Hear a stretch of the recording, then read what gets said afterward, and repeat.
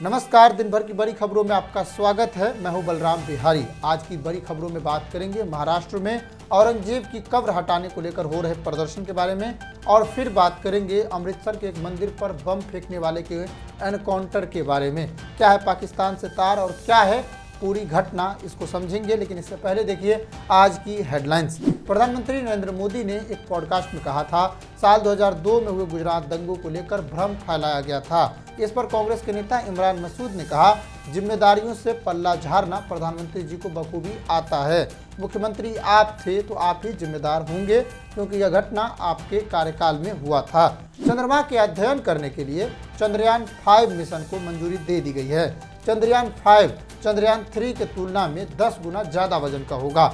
जहां चंद्रयान 3 में 25 किलो का प्रज्ञान रोवर था, वहीं चंद्रयान 5 में 250 किलो का प्रज्ञान रोवर होगा। इसरो के अध्यक्ष नारायणन ने कहा, भारत रचने जा रहा है इतिहास।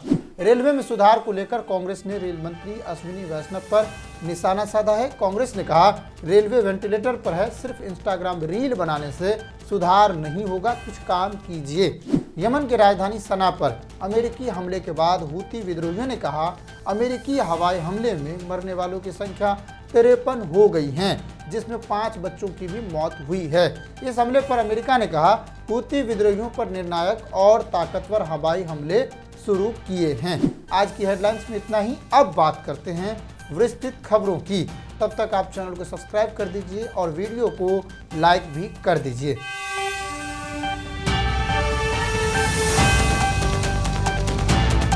औरंगजेब के मरे 320 साल होने वाले हैं। साल 1707 ईस्वी में औरंगजेब की मृत्यु हुई थी। अपने जीते जी औरंगजेब ने भारत के विशाल क्षेत्र पर राज किया। नए जमीन और नए इलाके को जीतना, उसे अपने साम्राज्य में मिलाना उनका सबसे बड़ा शौक था। इसके लिए वो जिंदगी भर लड़ते रहे।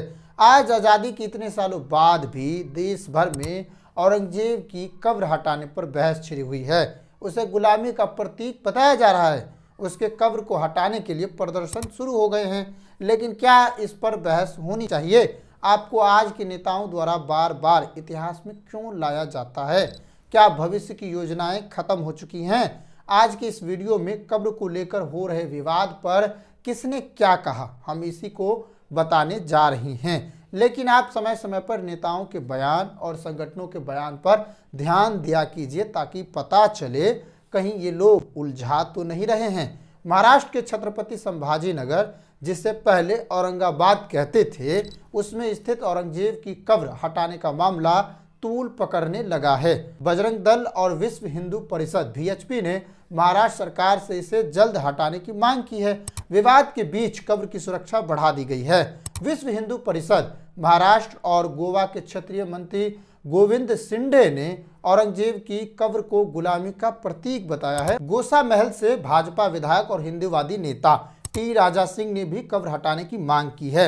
उन्होंने कहा, मैं VHP और बजरंग दल की मांग का समर्थन करता हूं। इससे पहले टी राजा सिंह ने केंद्रीय मंत्री गजेंद्र सिंह शेखावत को 15 मार्च को चिट्ठी लिखा था। उन्होंने छत्रपति संभाजी नगर जिले में स्थित मुगल सम्राट औरंगजेब के मकबरे के रखरखाव पर भारतीय पुरातत्व सर्वेक्षण ASI द्वारा आवंटित खर्च का विवरण मांगा है। महाराष्ट्र के विपक्षी दल के नेता शिवसेना उद्धव गुट के नेता संजय राउत ने कब्र विवाद को लेकर भाजपा नेताओं पर निशाना साधते हुए कहा, औरंगजेब की कब्र मराठाओं की एक शौर्य का स्मारक है। यह आने वाले पीढ़ी को बताएगा कि किस तरह से शिवाजी महाराज और मराठा सैनिक आक्रांताओं से लड़ते रहे। कुछ लोग अभी नए नए हिंदुत्ववादी पैदा हुए हैं, वह नए नए मूल्य हैं, अभी राजनीति में नए आए हैं, उनको इतिहास का क्या पता है। वहीं बजरंग दल के नेता नितिन महाजन ने औरंगजेब की कब्र हटाने की मांग करते हुए यहां तक कह दिया कि अगर सरकार ऐसा करने में विफल रहती है तो इसका भी बाबरी मस्जिद जैसा ही हश्र होगा।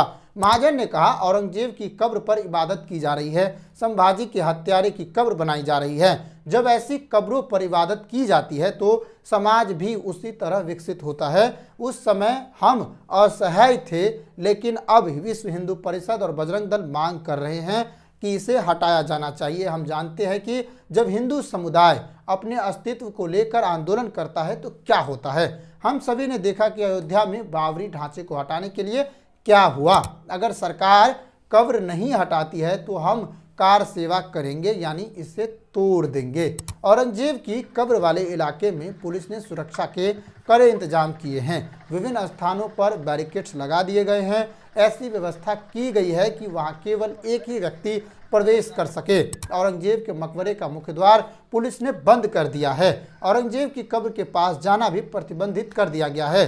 फिलहाल औरंगजेब के मकबरे को बाहर से ही देख सकते हैं। देश के मुख्य विपक्षी पार्टी कांग्रेस ने इस मामले पर बयान दिया है। महाराष्ट्र के कांग्रेस विधायक विजय वडेट्टीवार ने कहा, बजरंग दल और वीएचपी के पास करने के लिए और कुछ नहीं बचा है।